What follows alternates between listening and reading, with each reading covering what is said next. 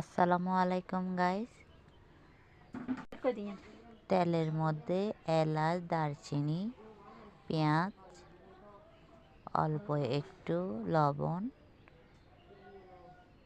তারপর রসুন বাটা, হালকা আদা বাটা, 2 চামচ টক দই, একটু নাড়াচাড়া করে কষিয়ে মরিচের পেস্ট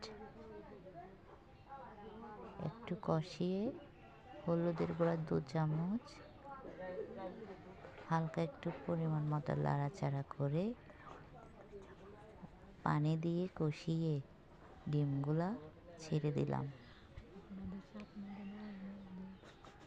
তারপর নাড়াচাড়া করে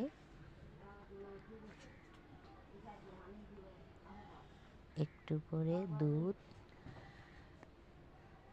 ভালো করে নাড়াচাড়া করে ধনেপাতা দিয়ে সাজিয়ে নিলাম। কেমন হয়েছে জানাবেন।